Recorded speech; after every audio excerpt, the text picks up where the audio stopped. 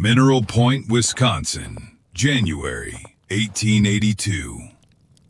The rain had frozen on the fence wire in clear glass beads. Cabin doors were sealed with ice. Axe handles split in men's hands. And at the foot of a limestone ridge, inside an abandoned lime kiln, an immigrant mason placed a white pitcher of milk on a stone windowsill. By morning, it should have been a brick of ice. It wasn't. It was cool, clean, usable, exactly as if winter had never found the room. That was the detail that broke Calvin Rusk. Rusk was the county building examiner, a man who believed a house needed timber walls, a framed roof, and a tax line he could understand. 2 months earlier, he had looked at that old kiln and told its owner, Mihail Vidmar, the same thing everyone else was saying. It is not a dwelling. It is a chimney with a door. Mihail had only looked at the black mouth of the kiln, then at the stone walls rising above him. It has already known fire, he said. Now it must learn to give it back, slowly. To the farmers on the ridge, that sounded like madness. To Mihail, it was engineering. The kiln stood on the edge of a worked-out lime yard, left behind when the quarrymen moved east.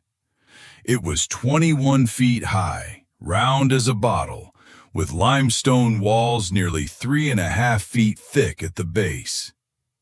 Rain had washed through it for years. Swallows nested under the upper lip.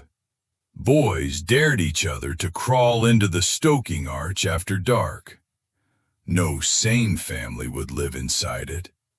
But Mihail did not see a ruin.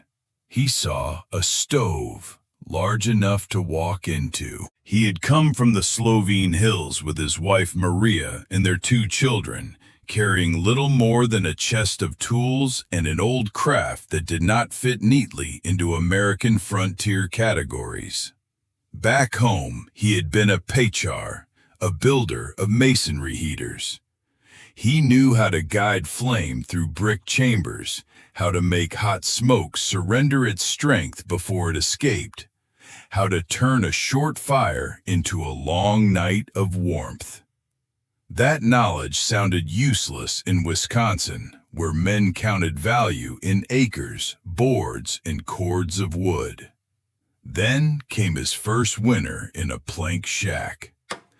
The shack had been built quickly, like thousands of frontier shelters. Upright boards, tar paper in places, a little iron stove in the corner. From outside, it looked practical. Inside, it behaved like a sieve. The stove could make the air near it sting with heat, but the far wall remained cruelly cold. Frost laced the nail heads. Water in a basin filmed over before dawn. Maria slept with the children between her and Mihail, so their breathing would keep each other warm. One night she tried to make bread from the last flour they trusted themselves to use. The dough never rose. Not because she had forgotten the old way, because the room could not hold enough warmth long enough for yeast to live. That failure stayed with Mihail more sharply than hunger. A man can forgive a bad roof. He can forgive a poor field. But a house that steals the work from his wife's hands is not shelter. It is an enemy with walls. By March, their woodpile was gone. By April, Mihail was walking the old lime yard every evening, studying the abandoned kiln as if it were speaking to him in a language no one else had learned. The neighbors laughed first. Silas Morrow, whose cabin sat on the ridge above the yard, told anyone who would listen that the foreigner had chosen a stone tomb. "Wood is warm," Silas said. "Stone is cold. A child knows that." Calvin Rusk agreed. He had measured enough buildings to trust categories more than experiments. A kiln was an industrial structure. A house was a house.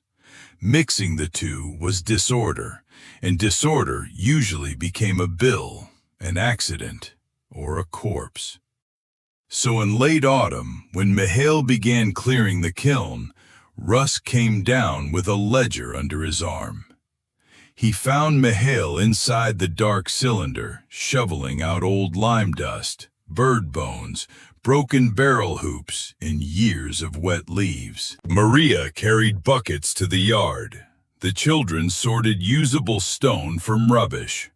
Rusk stood beneath the arched stoking eye and looked up. A circle of gray sky hung far above them like the bottom of a well. "You understand," he said, "that this structure was built to burn rock, not house children." Mihail leaned on his shovel. "It was built to hold heat," he said. "No," Rusk snapped. "It was built to exhaust heat, upward, out, away." For the first time, Mihail smiled. "That is why it failed as a house for lime," he said, "and why it can succeed as a house for people." Rusk wrote the remark down because he thought it might be useful at an inquest. What Mihail knew, and what Rusk could not yet see, was that most frontier houses did not fail because people were lazy or because the winters were supernatural. They failed because heat was being treated like a wild animal. The cabin stove created a blaze. The blaze heated the air, and the air immediately tried to escape. Every crack in the boards became a little chimney. Every cold surface stole warmth back from the room. The family had to keep feeding the iron box, not because the stove was weak, but because the house had no memory. Wood resists heat moving through it, but it does not store much of it. Once the flame falls, the air cools fast. The walls give almost nothing back. Stone is different. Stone is slow. It accepts heat reluctantly. It takes hour after hour to warm, but once charged, it releases that heat with the patience of a banker paying out coin 1 piece at a time. To a carpenter, a 3.5-foot limestone wall was dead weight. To Mihail, it was a battery waiting for a flame. He started with the old stoking arch. He did not set a stove in it and call the job finished. He lined the lower chamber with salvaged firebrick and clay. He built a deep burn box that could take a hot, clean fire. Then, behind it, where the lime burners had once let smoke rush straight upward, he changed the path. With narrow channels of stone and mortar, he made the exhaust travel sideways first, then bend, then climb, then bend again. Not far enough to choke the fire, far enough to make the heat pay rent. The hot gases had to travel nearly 18 feet through the inner wall before reaching a small chimney cut high on the north side. Every foot of that hidden route gave up warmth to the limestone. Smoke escaped. Heat stayed. The work was slow and ugly. His hands cracked from lime. His shoulders burned from lifting stone. More than once, a section of fresh channel slumped and had to be rebuilt. Silas Morrow watched from the ridge and said the kiln would poison them with smoke by Christmas. Mihail did not answer. He was listening for draft. At the same time, Maria made the second half of the house possible. She mixed lime putty, sand, chopped straw, and horsehair into a pale plaster that clung to the rough interior stones. Then she and the children pressed it into every crack. It was not decoration, it was survival. A warm house with air leaks is a bucket with holes. The plaster sealed the wall. It softened the room. It turned the inside from a black industrial throat into a white curved chamber that caught firelight and sent it back gently. By the first week of December, they had a wooden door fitted into the old stoking opening, a small raised sleeping platform, a table, shelves set deep into the wall, and a narrow window cut through the southern side. The window looked strange from outside, just a little square in a massive stone body. Inside, it became a tunnel of light almost an arm's length deep. That was where Maria later placed the milk. But before the miracle, there was a warning. Rusk returned with official paper. He stood in the doorway, hat in hand, because even he could feel the air inside was not ordinary. Not hot, not smoky, not damp. Steady. Still, he had rules to defend. "If you occupy this," he said, "I will have to list it as a converted industrial building. That will not favor you." Maria's face tightened. A heavier tax could break them. A safety order could push them back into the shack. Silas Morrow, who had come to enjoy the confrontation, peered past Rusk into the round room. "Smells like wet rock," he said. "Wait until the cold goes through it." Mihail put one hand on the plastered wall. "The cold will come," he said, "but it will have to wait its turn." Rusk heard arrogance. He was actually hearing the whole invention. Because the secret was not that Mihail had made stone warm. The secret was that he had made warmth slow. That difference mattered. In an ordinary cabin, heat arrived like a shout. Flames high, air hot, faces flushed. Then the fire sank, and the room collapsed back toward freezing.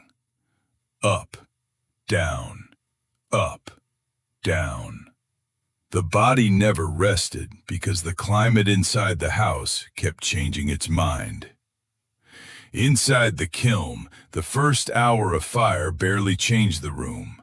The second hour made the wall lose its bite. By the third hour, the inner stones had taken enough heat to begin speaking back. Not in a blast, not in waves, in a steady radiation from every curve of the room. Mihail burned one fierce evening fire, then let it fall to coals. While his neighbors spent the night dragging themselves from bed to feed iron stoves, the kiln did its own work. Heat stored in the wall moved inward and outward by inches, not by gusts. By the time the last of one night's warmth began to fade through the outer stones, the next evening's fire was already charging the wall again. It was a clock. A stone clock. And Mihail had set it to winter. Then the storm came. It began as rain, which was worse than snow. Rain soaked the roads, the porch steps, the wood piles, the roof beams. Then the temperature dropped so sharply, the whole valley seemed to turn to glass. Fences sagged under clear ice. Tree limbs cracked in the dark. The mine road became a shining chute from the ridge to the hollow. By the second night, the thermometer at the quarry office read 24 below zero. The cabin suffered first. In the Morrow house, Silas kept his stove roaring until the iron sides glowed dull red, but frost still crawled across the inside wall behind the beds. His youngest boy cried because his socks had frozen stiff near the door. His wife pushed rags into the gaps between boards, and the wind simply found new cracks. Other families did the same. They burned wood as if they were bribing the cold to leave them alone. It did not. The cold entered under doors. It came through roof seams. It ran down walls.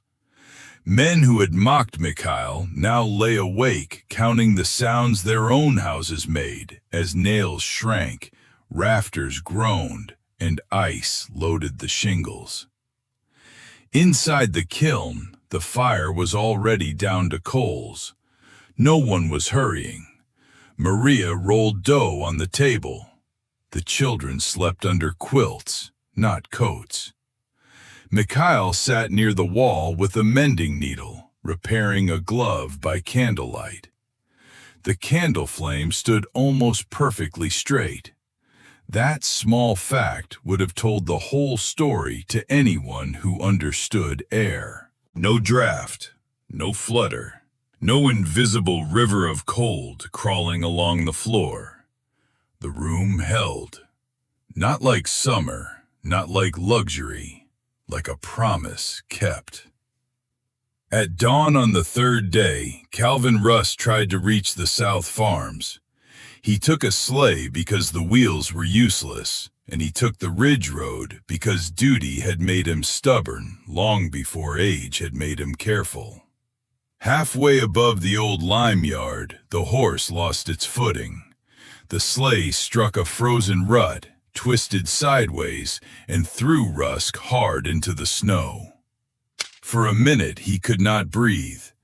When he could, he saw one runner snapped and the horse standing lame, shivering with its head low. There was no cabin close enough except the kiln, the chimney with a door. Russ got to his feet.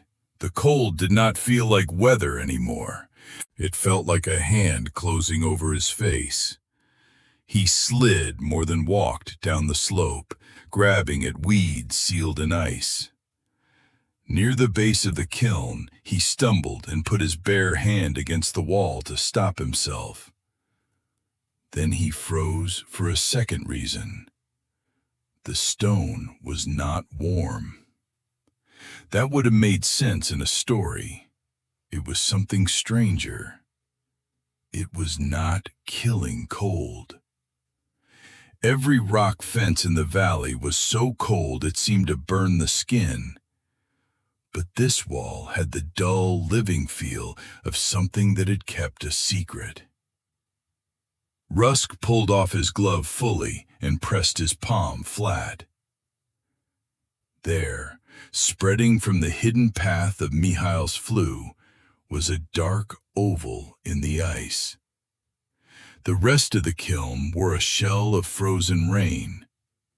That one patch was bare, wet, breathing a faint veil into the morning air. The house was exhaling yesterday's fire, not wasting it in a blaze, not losing it in a rush, exhaling it slowly enough to keep a family alive. Rusk knocked. Mihail opened the door, and the change struck harder than the fall from the sleigh. Outside, the storm had teeth. Inside, there was quiet. Not silence, the kind of quiet a room has when every surface agrees with every other surface. The curved wall glowed softly in lamplight. A pot steamed on a small trivet. Maria helped Rusk to a chair without triumph in her face, which somehow made the humiliation worse. The children watched him with open curiosity. Rusk tried to speak, but his jaw shook too badly. Maria put warm cloth around his hands. Then she reached to the deep stone sill and took down the white pitcher. "Drink slowly," she said. He held the cup she poured.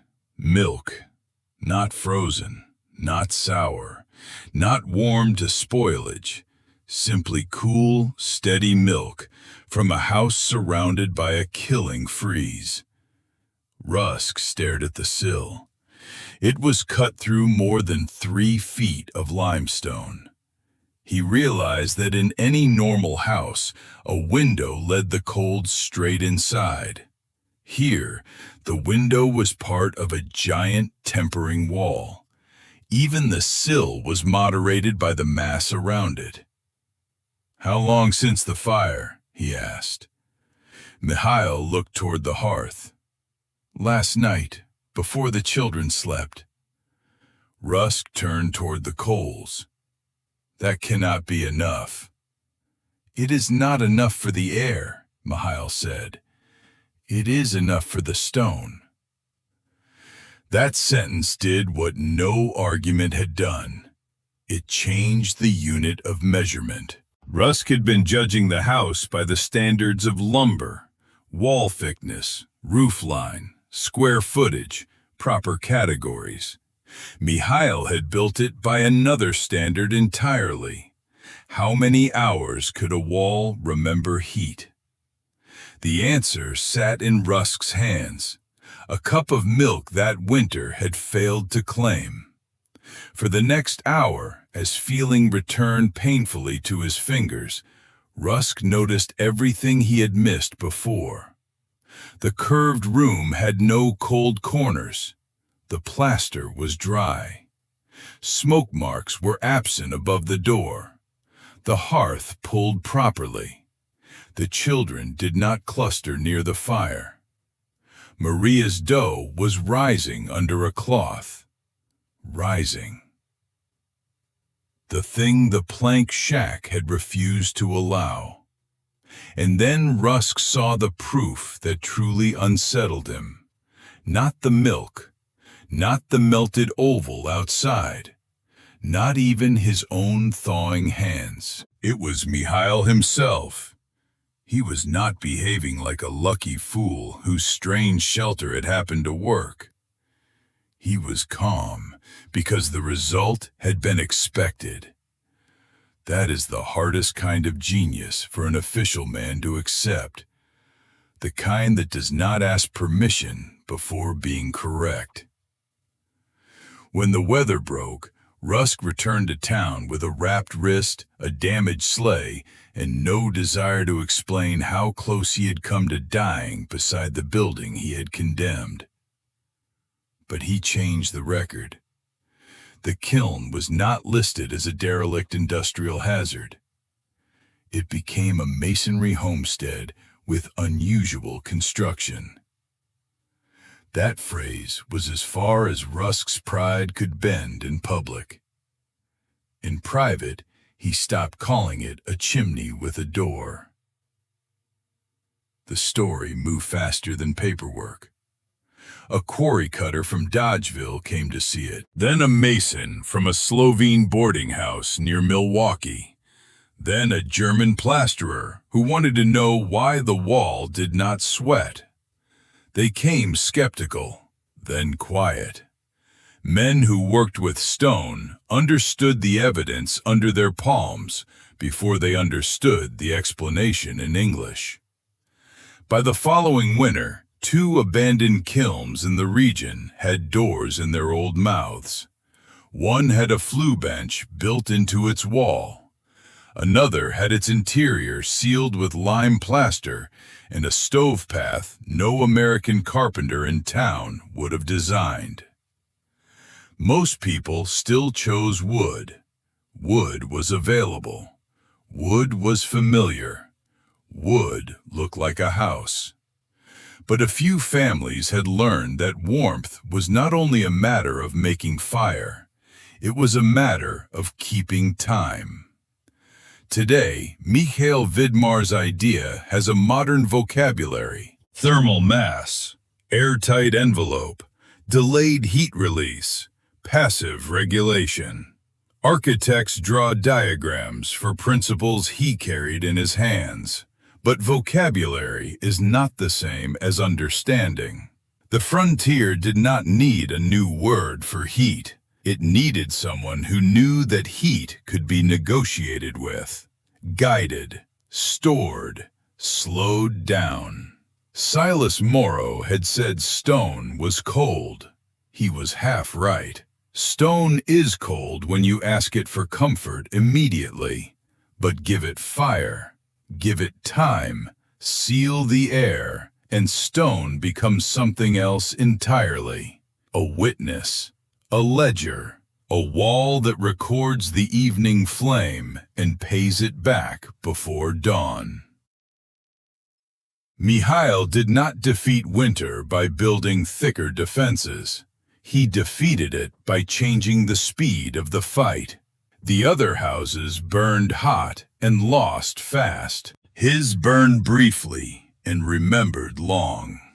That is why a pitcher of milk sat unfrozen in a stone window while the valley cracked under ice. That is why a condemned kiln became the safest room on the ridge. And that is why, long after the storm passed, men who had laughed at the immigrant in the limeyard began touching old stone walls with a different kind of respect. Because Mihail Vidmar had not built a house out of a ruin. He had built a way for yesterday's fire to arrive exactly when the night needed it most.